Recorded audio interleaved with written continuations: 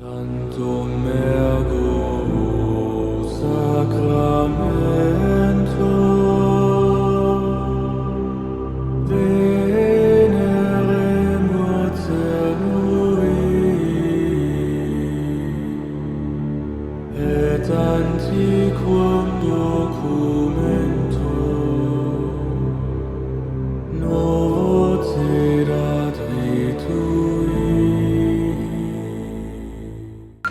Hello everyone. Today we will be going over the veneration of holy images, what it really means to venerate a holy image, whether the image of Christ should be adored with the adoration of latria, and whether holy images are prohibited. We will be going over how St. Thomas Aquinas and some of the early fathers defended against objections that are still common today, starting off with what it means to venerate a holy image. To venerate a holy image just means to honor an image as a representation of the person or event it depicts. So in this case, it would be either Christ or one of the saints.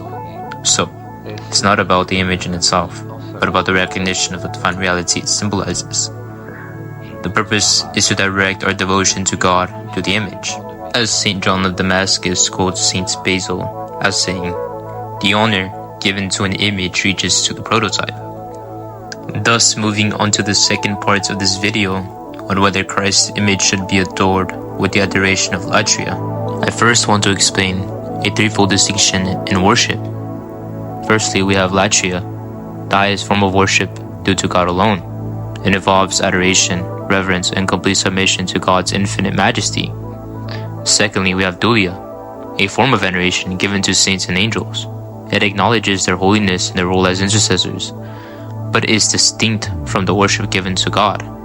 And finally, we have hyperdulia, a special veneration given specifically to the Virgin Mary, who holds a unique role in salvation history as the Mother of God. It is above dulia, but still below latria. Now, finally moving on, St. Thomas Aquinas follows Damascene and Basil in his Summa Theologicae Tertia Pars, question 25, article 3, quote, "There is a twofold movement of the mind towards an image. One indeed towards the image itself as a certain thing, another towards the image insofar as it is an image of something else. And between these movements there is this difference, that the former, by which one is moved towards an image as a certain thing, is different from the movement towards the thing, whereas the latter movement, which is towards the image as an image, is one and the same as that which is towards the thing. Thus, therefore, we must say that no reverence is shown to Christ's image as a thing, for instance, carved or painted wood, because reverence is not due save to a rational creature. It follows, therefore, that reverence should be shown to it, insofar only as it is an image. Consequently, the same reverence should be shown to Christ's image as to Christ himself. Or in simpler terms, St. Thomas Aquinas is denoting that when we look at an image, there are two ways our mind reacts. First, the image directs our thoughts to the thing it represents. For example, when we look at a picture of Christ, we honor Christ, not the picture itself. The second way is that the image is a symbol of something sacred, so we honor it because it points to something holy, like a sign or reminder of Christ. In both cases, the ultimate honor is given to Christ, not the image, but the image helps us focus our devotion. So therefore, the image of Christ should be adored with the adoration of latria, the image of the Holy Virgin Mary should be venerated with the veneration of hyperdulia, and the images of the angels and saints should be venerated with the veneration of dulia. Now, I want to pass things off to my friend, Aquino, who's going to dive into defending the use of images through scripture. He's going to show you how the Bible doesn't forbid the making of veneration of sacred images, but actually supports them in a way that leads us to a deeper understanding of God, thus answering the last part of this video on whether holy images are prohibited. Today, I will be positing a more common objection to the veneration of icons, most famously in the book of Exodus, commonly used by Protestants. Here in Exodus, we read that it says, "Thou shalt not have graven images."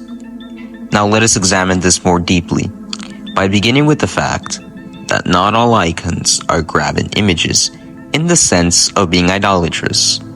And if one reads the entirety of Exodus, the reader would be aware of God's command to the Israelites to build the Ark of the Covenant and the Temple, which contain quote-unquote imagery. The Ark of the Covenant is described with having 2 golden statues of angels on it, more specifically cherubim. So those who assert that icons are in violation of the second commandment are missing the full context. All throughout the rest of Exodus, the intended context is made very clear.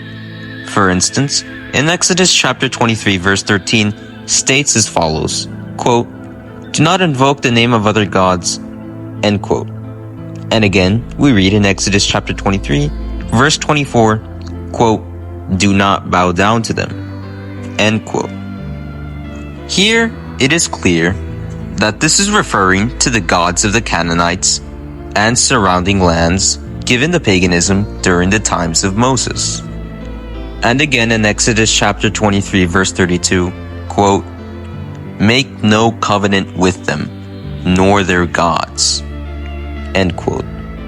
And again in Exodus chapter 23 verse 33, "If you serve their gods, it will be a stumbling block to you," end quote. So in reality, making graven images is against actual likeness.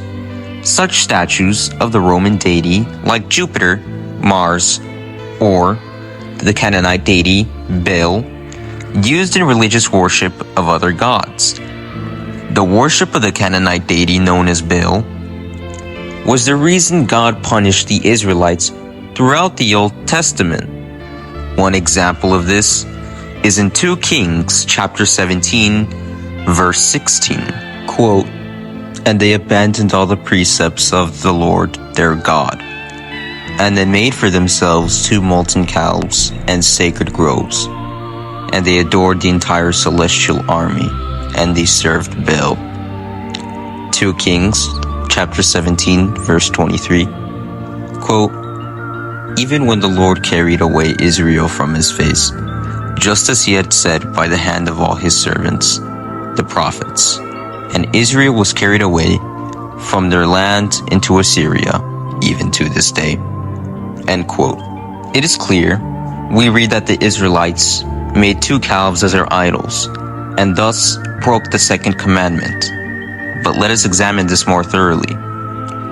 Now, a graven image or an idol are specifically physical objects or images created as deities or to represent deities, intended to be worshipped as God themselves.